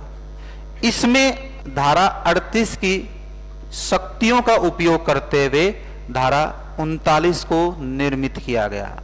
ये लाइन लिखनी है। समझ में आ गई बात मैं क्या कह रहा हूं कि आरटी एक्ट 2009 में 2012 में संशोधन किया गया और उसकी 38 धाराओं के स्थान पर कितनी धाराएं लिख दी? क्लियर है बात? अब बहुत सारे लोग क्या ये करवाते तो हैं कि भाई 39 धाराएं होगी, लेकिन क्या, कब और कैसे, किस वजह से किया गया उसका उल्लेख जरूरी होता है। तो ये आपका जो 19 जून 2012, 20 जून 2012, 38वीं धारा की शक्तियों का उपयोग करते हुए 39वीं धारा का क्या किया गया? निर्माण किया गया। क्लियर है? तो लिखें 19 जून 2012 को 19 जून 2012 को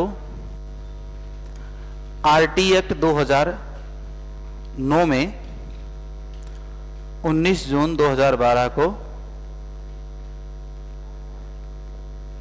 19 जून 2012 को आरटीई एक्ट 2009 में संशोधन अधिनियम पारित हुआ। संशोधन अधिनियम पारित हुआ। संशोधन अधिनियम पारित हुआ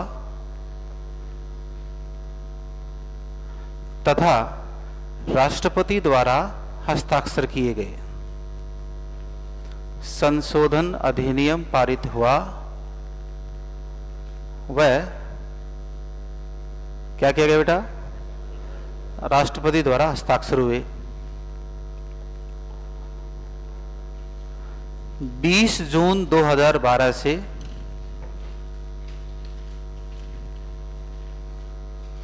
20 जून 2012 से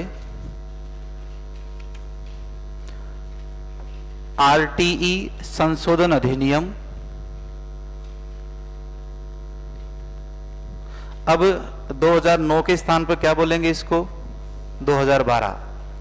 ठीक है, आरटीई संशोधन अधिनियम 2012 लागू हुआ। संशोधन अधिनियम 2012 लागू हुआ। क्लियर? जिसके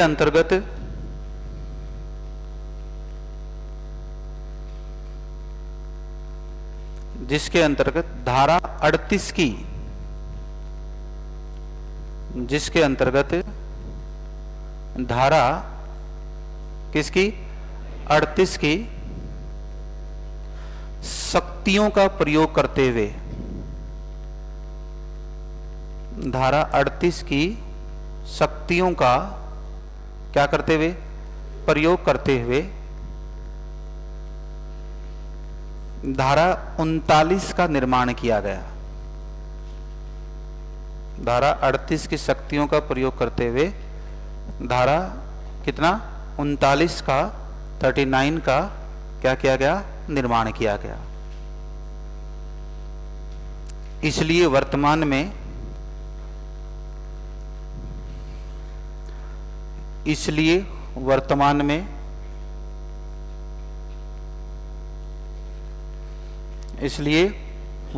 में आरटी एक्ट में कितनी धाराएं हैं, 39 धाराएं हैं।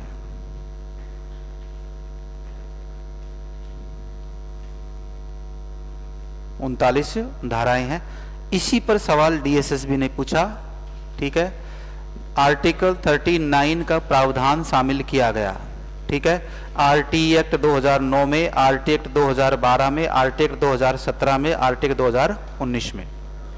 तो किसमें किया गया, आरटी एक्ट 2012 में, ठीक है। फिर 2017 आएगा, 2000 क्या आएगा, 19 आएगा और 2022। तो एक जो संशोधन है ना, वो मैंने आपको यहां रख दिया। कितनी तारीख को किया गया, कब किया गया, क्या साइन हुए, वो सारी चीजें यहां पर रख दी गई।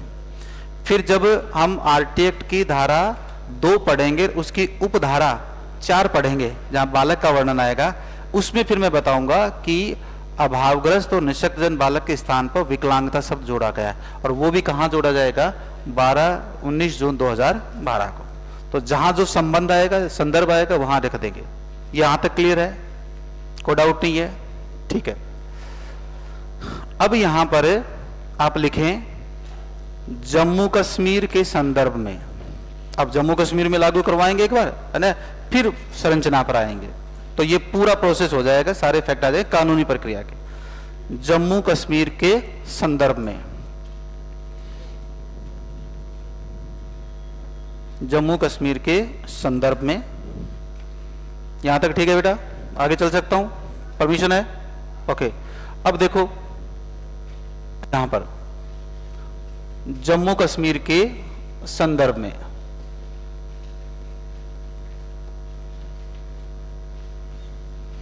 देखिए, एक बार आप रुक जाएं, पहले इसको समझेंगे। 2 अगस्त 2019 को सत्र 2019 का केंद्रीय अधिनियम, केंद्रीय अधिनियम संख्या कितने नंबर का, 34 नंबर का। मतलब उस साल के जो संशोधन थे ना, उनका क्रमांक कितना, 34वां। क्लियर है। और आरटी एक्ट 2009 में किया गया था, तब कौन सा अधिनियम था, 35वां। तो सत्र 2019 का केंद्रीय अधिनियम संख्या 34 के अनुसार, यहां तक ठीक है, 34 के अनुसार संविधान संशोधन का प्रस्ताव पारित हुआ। क्लियर। उसके बाद 5 अगस्त 2019 को बिल को लोकसभा में पारित किया गया, सॉरी किस में पारित किया गया, राज्यसभा में, ठीक है। 6 अगस्त दूसरे दिन 2019 को बिल को कहां पारित किया गया बेटा, लोकसभा में, ठीक है। 3 दिन बाद 9 अगस्त 2019 को राष्ट्रपति महोदय के क्या हो गए, साइन हो गए, हस्ताक्षर हो गए। यहां पर सारा कुछ हुआ है आर्टिकल 370 के संबंध में। ये सारी चीजें किसके संबंध में है, आर्टिकल 370, और उसका सब आर्टिकल उपधारा क्या 35A को हटाया नहीं गया था, निष्प्रभावी किया गया था। मतलब उसके जो इफेक्ट थे वो जम्मू कश्मीर से क्या कर दिए गए, हटा दिए गए। अगर ये कहें कि आर्टिकल 370 हटा दिया गया, तो संविधान में आर्टिकल 370 आज भी है। उसके जो प्रभाव जम्मू कश्मीर में थे, उनकी 35A के अकॉर्डिंग उन चीजों को क्या कर दिया गया, हटा दिया। जो उसको विशेष राज्य का दर्जा था ना, उसको क्या कर दिया गया, समाप्त कर दिया गया।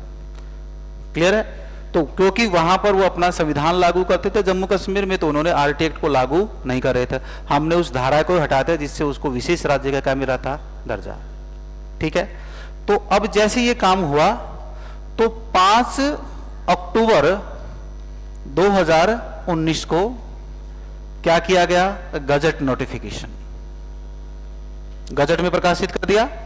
और भाई साहब 31 अक्टूबर 2019 से अब आरटीई एक्ट 2009 के जो प्रावधान थे वो जम्मू व लद्दाख, ठीक है, केंद्र शासित, अब जम्मू कश्मीर राज्य तो है ही नहीं, यस और नो, जम्मू व कश्मीर नहीं है शब्द, जम्मू व लद्दाख टेरिटरी क्षेत्रों में किसको लागू कर दिया, आरटी एक्ट 2009 को लागू कर दिया गया है। ये सारे फैक्ट्स किसके संबंध में है, जम्मू कश्मीर के संदर्भ में। यहां तक क्लियर है। और अब वर्तमान में जम्मू कश्मीर में भी आरटी एक्ट के प्रावधानों को लागू किया गया है। अब लिखें, एक बार फिर देख लें, कौन सा संविधान संशोधन हो रहा था, केंद्रीय अधिनियम बिल संख्या 34। इस पे बहस हो रही थी, कहां पर, लोकसभा और राज्यसभा में बहस हो गई। उसके बाद में देखो इसको इतने अच्छे तरीके से किया गया था कि भनक तक नहीं लगी कि हम ऐसा कुछ करने जा रहे हैं, ताकि क्या वरना क्या होता, विरोध हो सकता था, विद्रोह हो सकता था। तो बॉर्डर के ऊपर क्या कर दिया गया, बहुत ज्यादा आर्टिलरी गन फायर कर दिया गया। तो सभी मीडिया का ध्यान कहां चला गया कि पाकिस्तान के साथ क्या होने जा रहा है, युद्ध। तो सभी लोगों का ध्यान क्या था, इधर, और इधर मोटा भाई प्रकट हुए राज्यसभा में और बोला ये लो लागू कर दिया, है ना। तो मोटा भाई का एक वो मतलब मोदी जी की और मोटा भाई की खास बात है, करना है वो तो बताएंगे नहीं, जो नहीं करना है उस पर फोकस करवा देंगे, है ना, और धीरे से झटका दे देंगे, बोला ये लो संभालो। अब आई बात समझे। हाँ, तो एक इलाज तो पक्का हुआ है ना, ज्यादा फड़फड़ाहट करने वालों का इलाज तुरंत होता है। मुझे सबसे ज्यादा पसंद आदमी है योगी आदित्यनाथ। उसकी पर्सनैलिटी आइकॉनिक है, अल्टीमेट बंदा है, करना वो कर दिया, फालतू डरता नहीं है, किसी से ही नहीं डरता है योगी। इसमें वाह वाह, यार तुम कहीं मुशायरे में तो नहीं जाके आते हो क्या पता वहां आदत होगी, है ना, या फिर वहीं परमानेंट जॉब है कईयों का कि हाँ सोच रहा हो कि यार आदत डल गई है ना, फिर वो तो नहीं करते आप लोग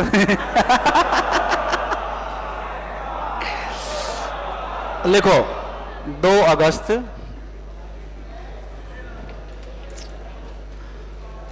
2 अगस्त, हाँ, धार्मिक संस्थानों पर तो बोला था ना नहीं लागू है। शिवालयों, धार्मिक संस्था, मंदिर, मस्जिद, जहां पर भी धर्म की शिक्षा दी जाती है वहां पर इस एक्ट को लागू नहीं किया गया है। ओके, मदरसों में भी लागू नहीं है। लिखें 2 अगस्त 2019, 2 अगस्त 2019 सत्र 2019 का, मतलब उस वर्ष का 2 अगस्त 2019 सत्र 2019 का 34वां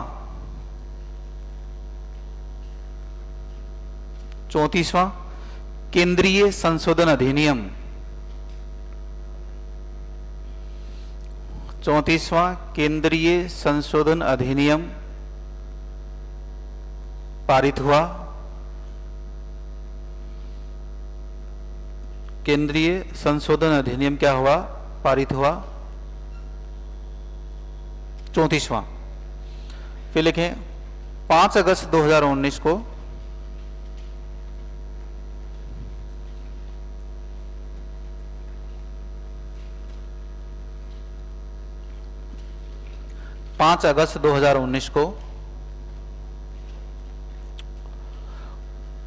अधिनियम को राज्यसभा में प्रस्तुत किया गया।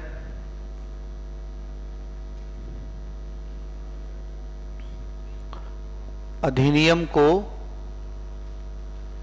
किसमें, राज्यसभा में प्रस्तुत किया गया।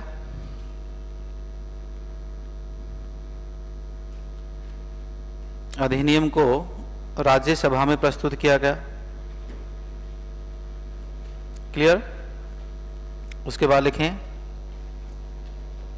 6 अगस्त 2019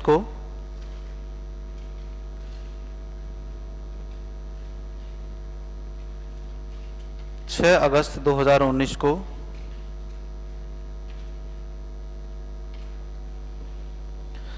अधिनियम को लोकसभा में पारित किया गया।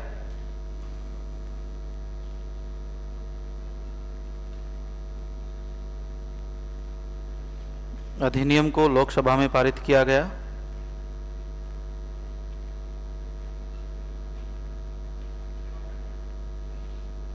उन्नीस को अधिनियम में को क्या किया गया? लोकसभा में पारित किया गया। ओके। 19 अगस्त 2019 को, सॉरी गलती होगी, अरे गलती हो गया ना, देखो 9 अगस्त, गलती हो गई यार, ठीक है, हाँ ठीक है, 9 अगस्त, अरे लिख लो, हाँ 9 अगस्त 2019 को राष्ट्रपति महोदय के हस्ताक्षर हुए। राष्ट्रपति महोदय के क्या हुए? हस्ताक्षर हुए। तथा आर्टिकल 370,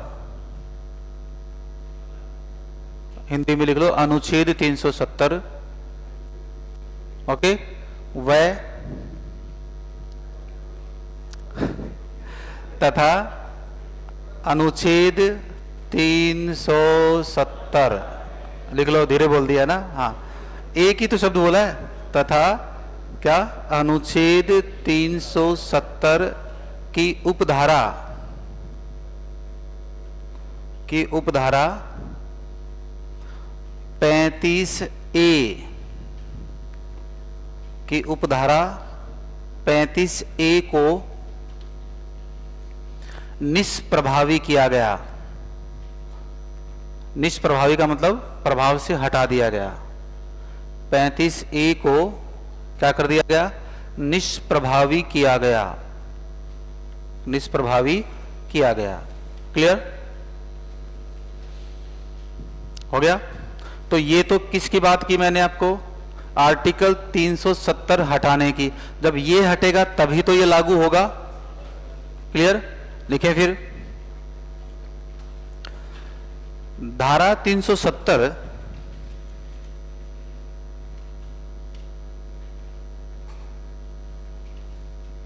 धारा 370 के निष्प्रभावी होने से, धारा 370 के मूल बात पहले लिखी थी अपन ने, धारा 370 के निष्प्रभावी होने से जम्मू एवं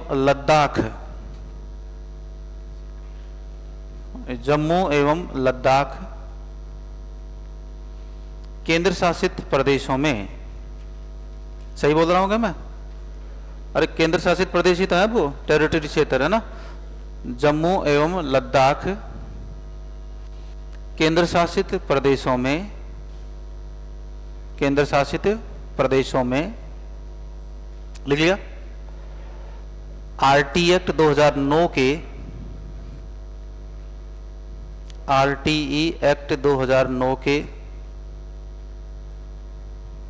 आरटी एक्ट 2009 के प्रावधानों को, आरटी एक्ट 2009 के प्रावधानों को क्या किया गया? लागू किया गया। 2009 के प्रावधानों को लागू किया गया। कर दिया। इस संबंध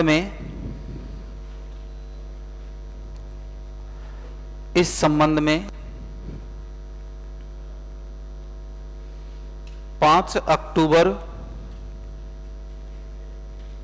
सही है क्या? इस संबंध में 5 अक्टूबर 2019 को, 5 बीच में रिपीट मत करो, फिर मैं जोर से बोलूंगा, तुमको धीरे बोलो सर, ठीक है? 5 अक्टूबर 2019 को संशोधित अधिनियम का संशोधित अधिनियम का गजट नोटिफिकेशन, गजट नोटिफिकेशन प्रकाशित हुआ। गजट नोटिफिकेशन प्रकाशित हुआ। कर दिया। अब नेक्स्ट लाइन से लिखें 31 अक्टूबर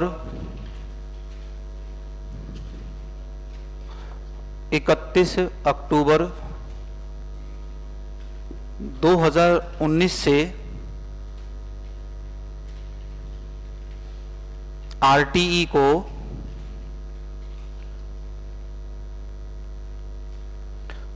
को जम्मू तथा लद्दाख क्षेत्रों में, जम्मू तथा क्या लद्दाख क्षेत्रों में क्या कर दिया गया, लागू कर दिया गया। जम्मू तथा लद्दाख क्षेत्रों में लागू कर दिया गया। तो ये बेटा जितने मैक्सिमम फैक्ट्स हैं, जो भी डेट है, वो कोई सिंगल डेट मैंने आपको नहीं छोड़ी है, और पूरा का पूरा कंटेंट जो लोकसभा की वेबसाइट है वहां से ये ऑथेंटिक डाटा, इसमें कोई फेरबदल नहीं है, कहीं कोई चांस नहीं है। ठीक है, तो यहां तक अपन ने कानूनी प्रक्रिया को समझा। एक बार वापस देखें। देखो अब ध्यान से समझना। 20 जुलाई 2009 को कहां पर, 4 अगस्त 2009 को, 26 अगस्त 2009 को प्रतिभा पाटिल के हस्ताक्षर, 27 अगस्त 2009 को प्रभावी, 16 फरवरी 2010 को गजट नोटिफिकेशन। ठीक है, और 20 फरवरी को मुख्य विभागीय दस्तावेज। क्लियर। उसके बाद में 1 अप्रैल 2010 को 60वां गणतंत्र मनाते हुए हमने क्या किया, केंद्रीय अधिनियम संख्या 35 के अनुसार निशुल्क एवं अनिवार्य बाल शिक्षा अधिकार अधिनियम 2009 को देश में लागू किया, छोड़कर जम्मू कश्मीर को। क्लियर। इस समय जब हमने लागू किया था तो इसमें कितने अध्याय थे, धाराएं और अनुसूची, ये स्ट्रक्चर था। अब 19 जून 2012 को, ठीक है, आरटीई संशोधन अधिनियम 2012 प्रस्तुत हुआ। ठीक है, और 19 जून 2012 को इस संशोधन बिल पर हस्ताक्षर हो गए। तो 20 जून 2012 से आर्टिकल 38 की शक्तियों का उपयोग करते हुए आपने किसका निर्माण किया, धारा 39 का। क्लियर है बात। फिर आता है किसके संबंध में, जम्मू कश्मीर के संदर्भ में।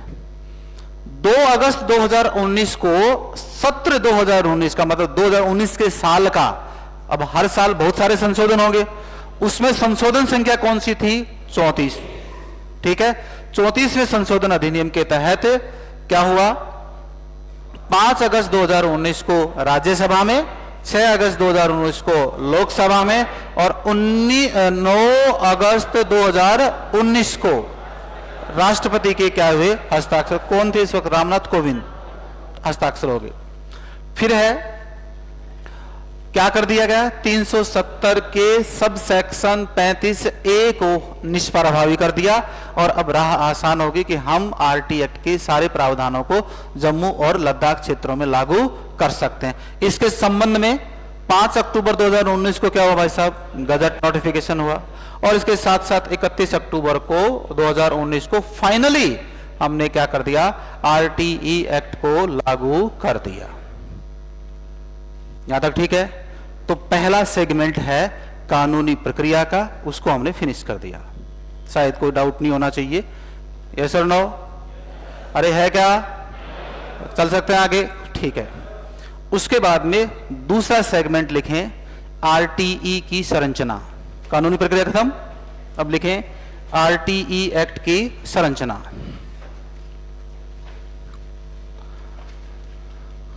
आरटीई एक्ट 2009 की स्ट्रक्चर की संरचना, 2009 की क्या संरचना, 2009 की संरचना। ठीक है। अब जब शुरुआत में था तब तो 38 धाराएं थी, तो टेक्सचर में अपन क्या लिखेंगे, 7 अध्याय 38 धाराएं और एक अनुसूची। तो लिखें, इसमें एक लाइन लिखवाऊंगा, लिखें, इसके अंतर्गत 7 अध्याय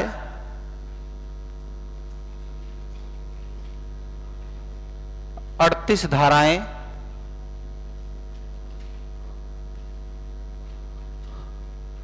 सात अध्याय 38 धाराएं व एक अनुसूची शामिल की जाती है। एक अनुसूची शामिल की जाती है। एक अनुसूची शामिल की जाती है। ठीक है। अब देखो, तो पहला पार्ट ए बिंदु हो जाएगा और उसमें आ जाएगा दोस्तों क्या, अध्याय। क्या आ जाएगा, अध्याय। और अध्याय कितने हैं, 7। अब मैं आपको समझा रहा हूं अध्याय, फिर एक की बनाएंगे, सातों अध्याय आपको यही याद हो जाएंगे, कहीं जाने की जरूरत नहीं है, आप बता दो कि साहब इसमें ये होगा। ओके। अध्याय प्रथम अब की बात करें तो अध्याय प्रथम में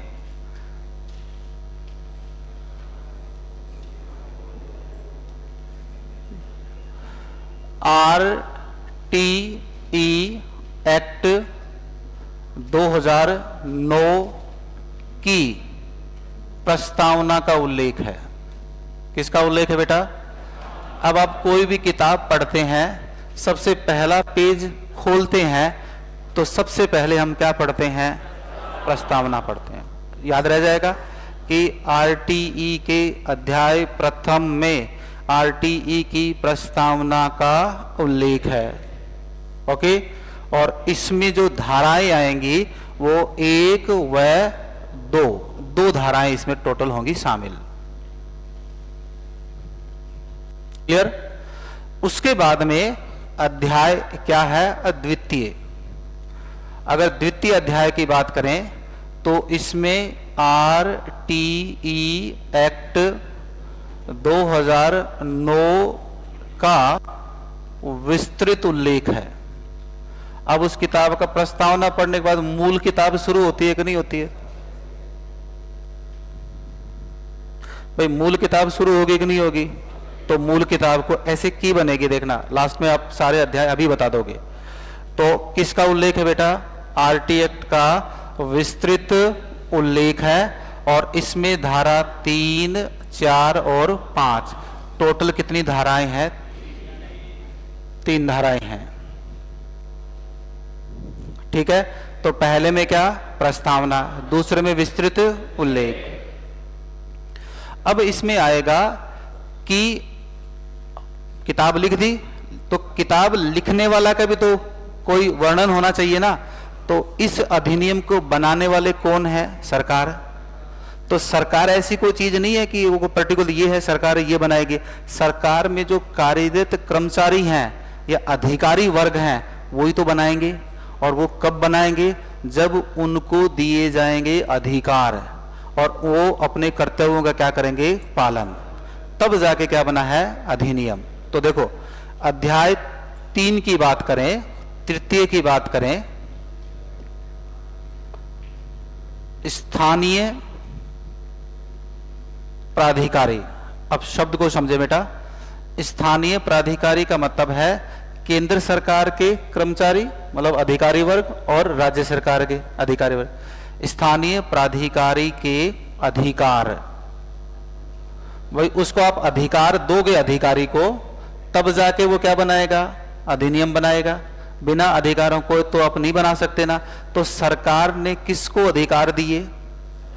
मान लीजिए आपको किसी पब्लिकेशन हाउस वाले से मिले आप और उसने आपको राइट दिया कि साहब ये लो चेक, इतने पैसे एडवांस लो और अब आपको क्या लिखनी है, किताब लिखनी है।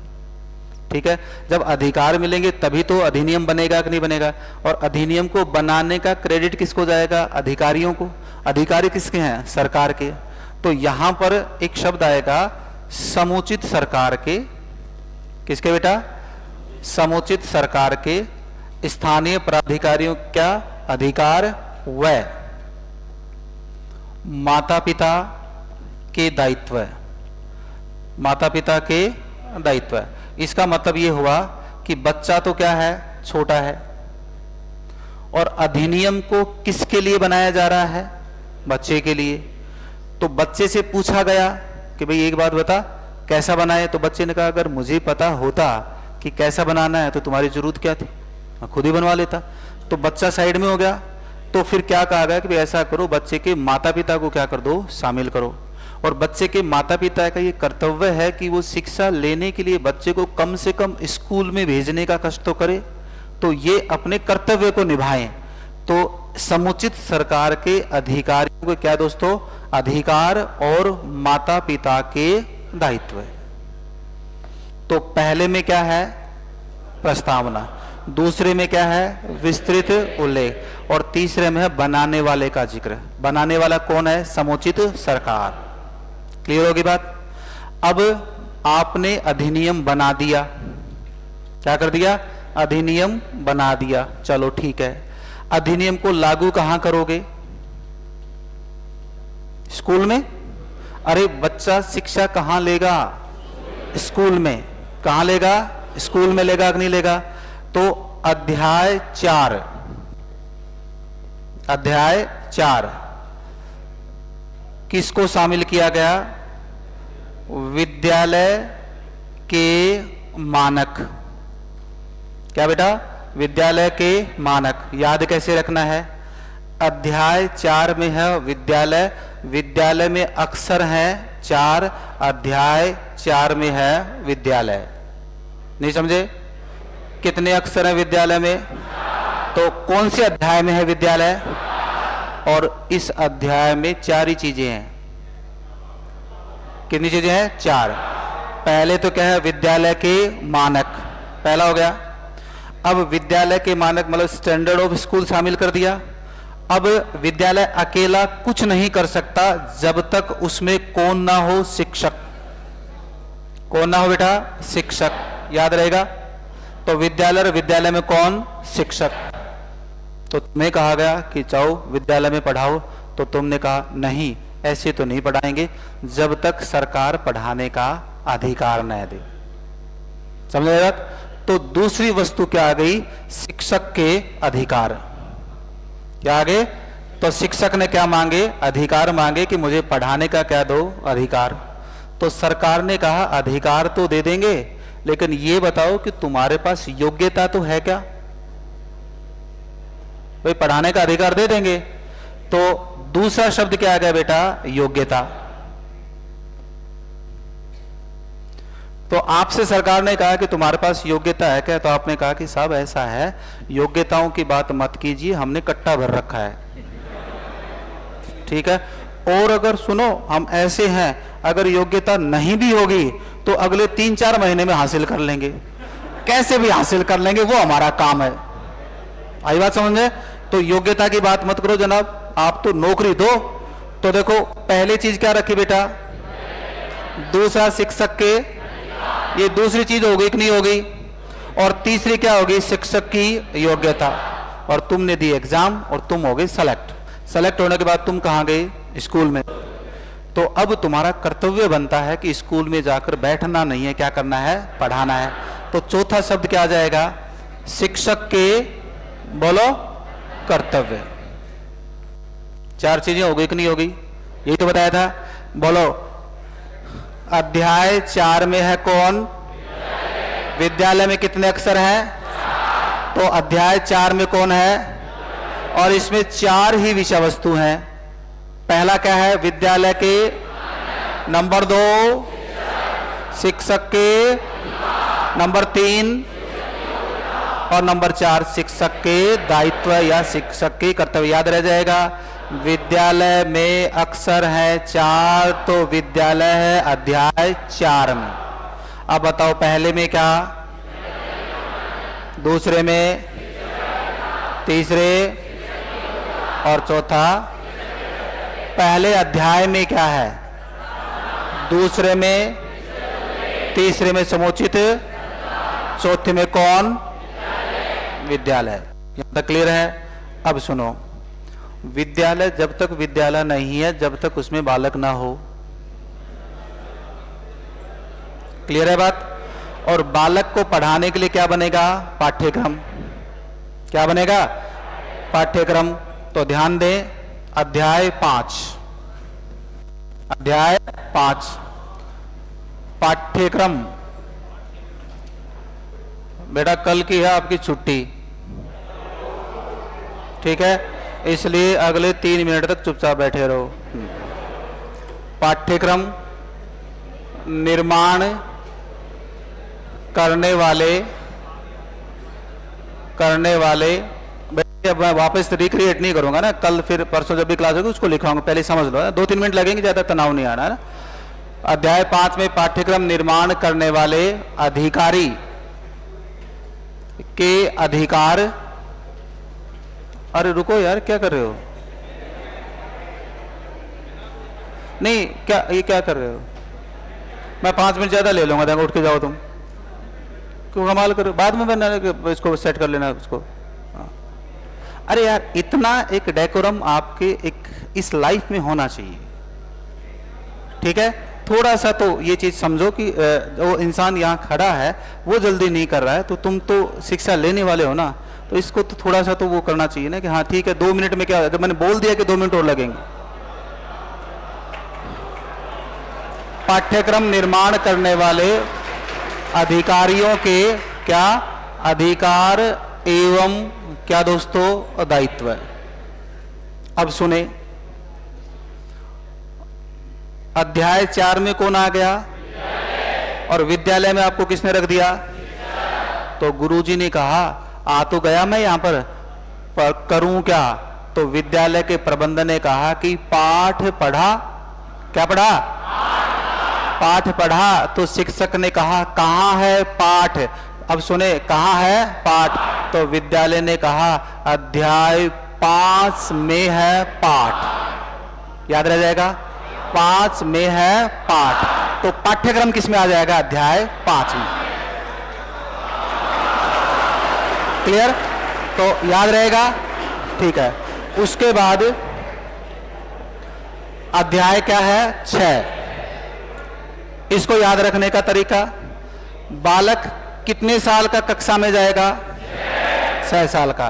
तो कक्षा 1 से लेकर 8 वर्ष तक की जो शिक्षा लेगा वो 6 से 14 वर्ष का बालक जाएगा। तो इसमें बालक के अधिकारों का उल्लेख है। किसका उल्लेख है? बालक के अधिकारों का उल्लेख है, जिसमें बालक के अधिकारों को क्या दिया गया है? संरक्षण। तो 6 वर्ष का बच्चा क्लास में क्या लेगा? प्रवेश लेगा। तो उसको किस में रख दिया है? अध्याय 6 में। क्लियर है बात?